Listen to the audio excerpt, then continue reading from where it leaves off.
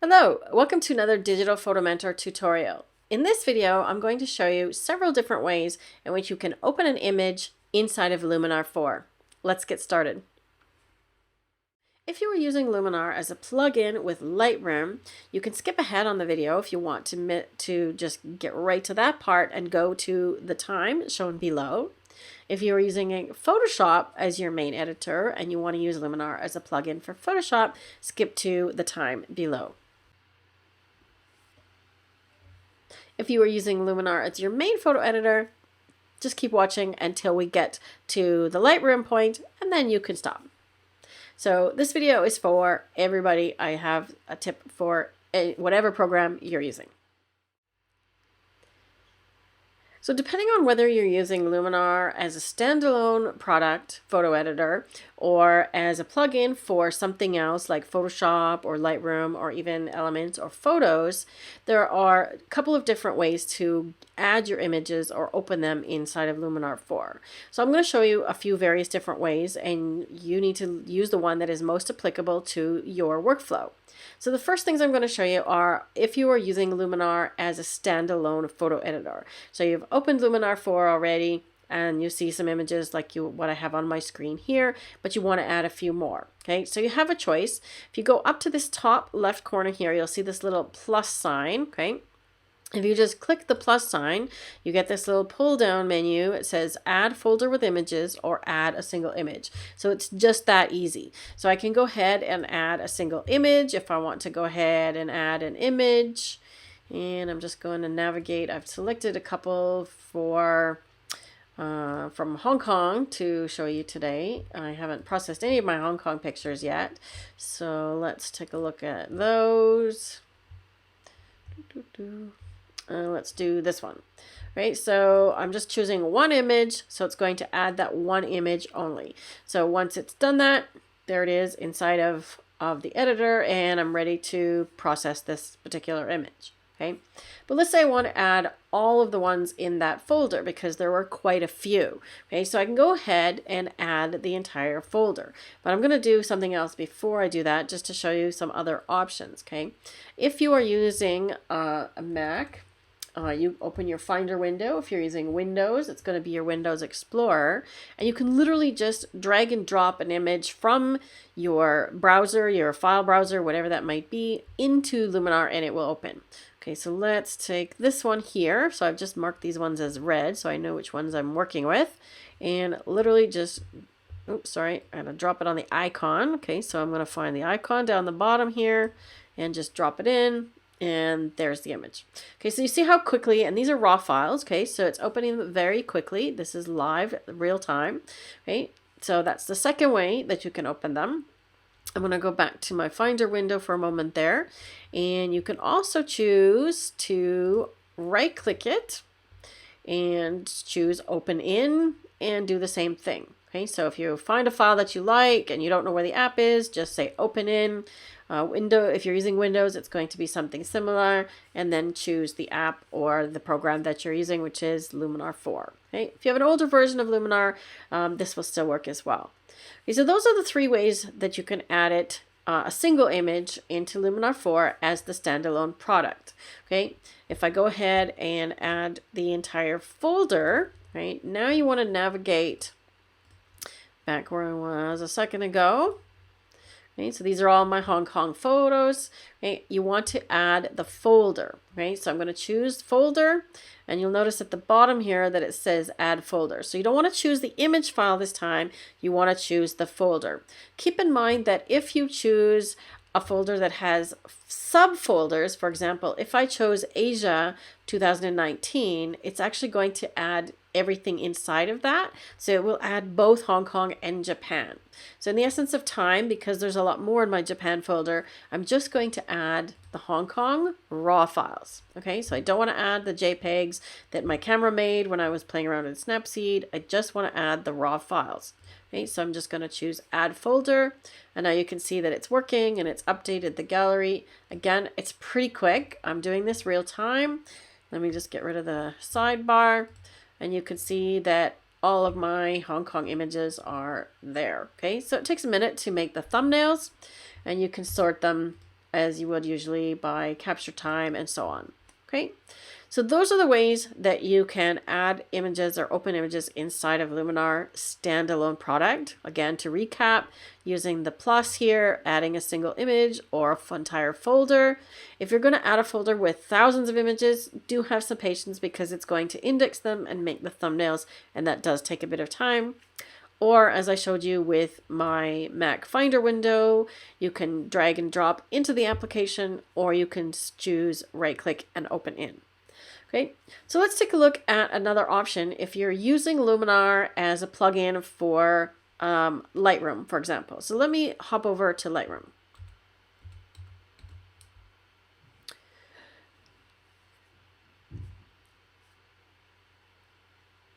So I picked an image to open in Luminar, and I have this already in my Lightroom catalog. So you can see that it's the same Hong Kong images again, okay? And I've got them in my Lightroom, and I've already edited this one a little bit. So I'll show you the before and after. So that's what the original looks like.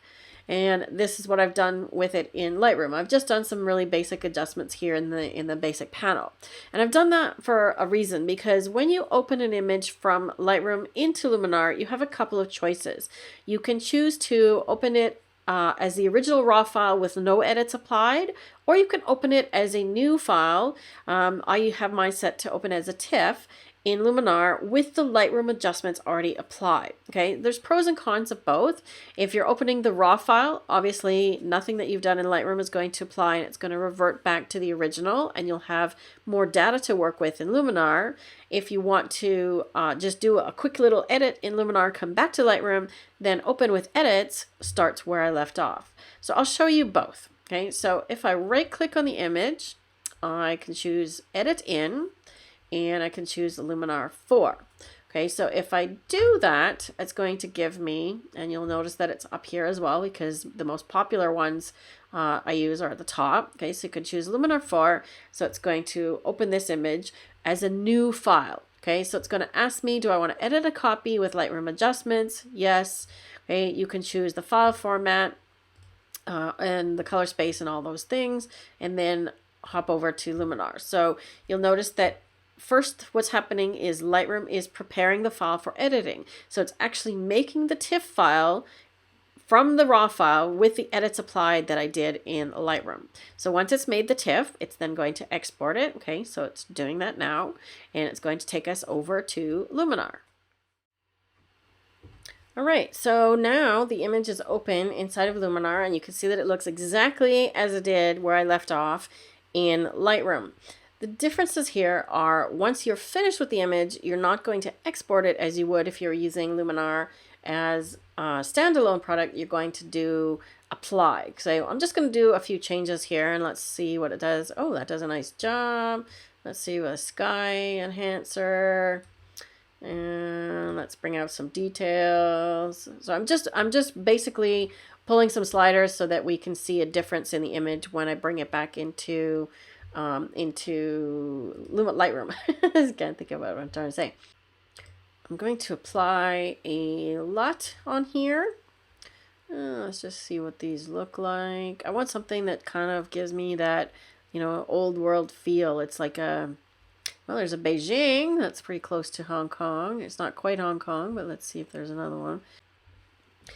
You can see that as I move my mouse over the various different LUTs, it gives you a preview of what it's going to look like. Okay, so I like this sepia one. Let's just apply that one. I'll give it a little more color punch. There we go. Kind of gives it more of an old world feel. Let's do the before and after. That's pretty good. Okay, so all I wanted to do here is show you, once I've done whatever it is I'm going to do in Luminar, I want to save the image back over to Lightroom, and over at the top left hand corner here is a button. It's blue and it says apply. So you just click that, you'll see the processing little icon come up in Luminar, and it's going to save this TIFF file that Lightroom created with the new edits applied in Luminar, and bring it back into Lightroom so you can carry on with your editing if you wish. And there's my new file that just showed up in Lightroom. So there's the original TIFF, or there's the original RAW, sorry, and there's our edited TIFF that came from Luminar. Okay, so that's how you use the plugin with the edits applied. So next I'm going to show you how to open the file without applying the Lightroom edits. Okay, so as we saw before, this one does have some edits done. Okay, so that's the original RAW. That's the edited version. So we're going to do the same process. We're going to right click, but this time we're going to choose export. And then you'll see there's a section here on Luminar 4. Okay, and you have two choices. Edit a copy with Lightroom adjustments, which will give us exactly the same thing that we just did with the edit in dialog box, or edit the source files, open source files. So if I say open source file, it's going to open the raw file. Okay, now the dialog box up here is different. You'll notice it says uploading one photo to Luminar 4. So it's going to open the original raw file in Luminar without the Lightroom edits. So now the file is open inside Luminar once again, but you'll notice this time that the Lightroom edits are not applied here. Okay, so let's do something different. Let's try some sliders. Maybe let's do a black and white conversion on this one, just so we can see something different here. So when we bring it back into Lightroom, you can see the difference.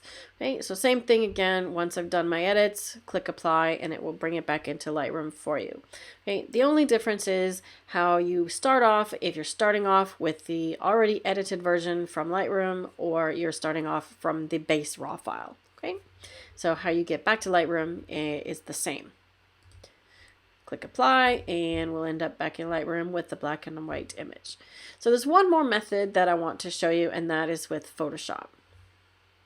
And there's our black and white version. Okay, so you can see the edited versions that we've made using Luminar and Lightroom. Okay, so I said there was one more method I was going to show you, and that is to open it inside of Photoshop. So I've already got this image open in Photoshop. So let me hop over there. So what I did was I opened this image directly into Photoshop. I did not use Lightroom to open it. So I opened it in Camera Raw because it's a raw file. I did some processing and now it's opened inside of Photoshop and I'm ready to do editing just as any other file. So how you apply Luminar in Photoshop is a little bit different because it's going to apply as a filter. So the first thing you want to do is duplicate the layer. Okay, so you can just duplicate the layer by right-clicking it and click duplicate. Or my favorite is I use a keyboard shortcut, Command or Control J on a Mac. I believe it's Control J on a PC. I can't be sure. Check your shortcuts. So now there's a new layer, okay? But you want to make sure that this layer is converted to a smart object. Let me just move this into the middle so you can see this. Okay, so I'm going to convert this to a smart object before I apply Luminar as a filter. So right click it and choose Convert to Smart Object. And you can see what happens is inside of Photoshop, there's this little icon now in the corner and it's got little white lines around it. That indicates a smart object, okay, where it did not have that before. So now that we have a smart object, what that does is it allows you to do editing that is non-destructive. So first of all, we've copied the layer, so we're not editing the original. Now I've made it into a smart object. So when you apply a filter to something that is called a smart object, you can open that filter and edit it again. Okay, so now that I am on that layer, I'm going to apply. So make sure you're on the smart object layer. Okay, so we can even rename it if you want. We can just call it Luminar Edit Layer or something like that. Okay, then go up to the filter menu and you should see Skylum as an option down here and Luminar 4 or whatever version you are using. Okay, so I'm going to open this inside of Luminar 4. So the same thing that occurred when I used it as a plugin for Lightroom is it opens the file up and I can do whatever edits I want. Right? Okay, so now the file is open inside Luminar. And I'm just going to do some quick enhancements. So I'm going to use the accent, the AI accent filter. Look at that. It does a really nice job on the boat. Ooh, really nice job, actually. Let's see. I wasn't having much luck processing this image in Lightroom. So let's see how Luminar could do. Let's see. Let's give it a bit more punch with the whites. Bring up the shadows. Let's see what smart contrast does. Okay, pretty good. And I want to see if I can remove this color cast because it's got kind of a weird cyan blue color cast. Awesome. Okay, let's give it a bit more warmth. All right, how's that? So before, after. So I've warmed it up, brought some detail out in the boat. Maybe I want to add a vignette real quick here. And I always turn the feather down, which allows me to see where it's going. So I want to just get it on the middle of that boat. I missed. There we go. Okay, so let's do that. And let's just give it even a bit more light.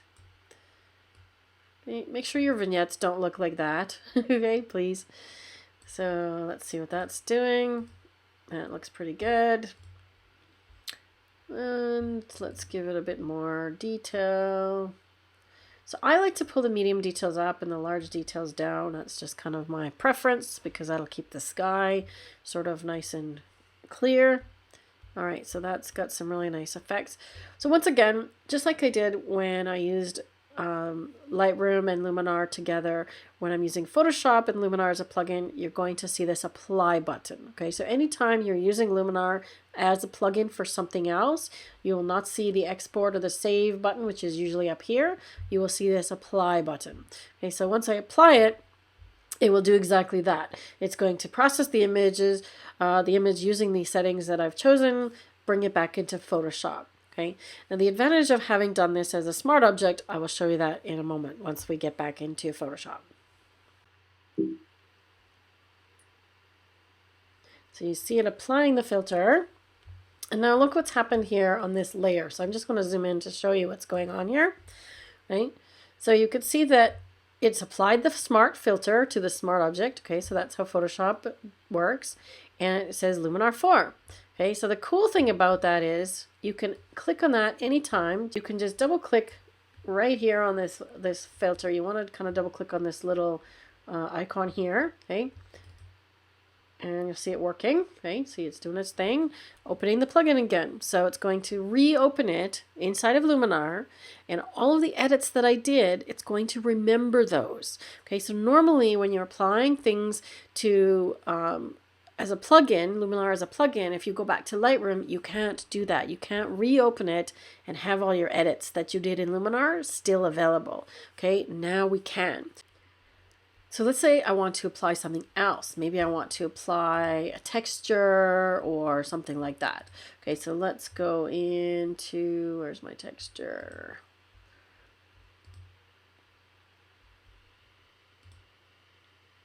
There it is. Okay, so let's load a quick texture. Now I just actually made some Cuba textures. So this is something that you can get from Digital Photo Mentor. We now have Cuba textures available. Let me pick one. Let's see. So these are all images that I shot in Cuba that will be applicable as a texture overlay for you. So let me just see what's going to be applicable here. I want something that's kind of just grungy. Let's try this one. Let's try that one. So kind of like a roughed up paint. All right. Okay, so that's kind of cool. Not exactly as I would probably do this image, but I just want to show you what's possible here. Okay. Maybe I'll just fade that out a little bit. So I'm going to apply it once more and it will take me back into Photoshop. So you can re-edit that at any time. You could change the texture overlay, you could apply a LUT, you could apply any of the filters that are available inside of Luminar and come back at any time and just continue where you left off. So that's the advantage of a smart object. And there's the image. So just to summarize what we've learned, I'm going to hop back over to Luminar.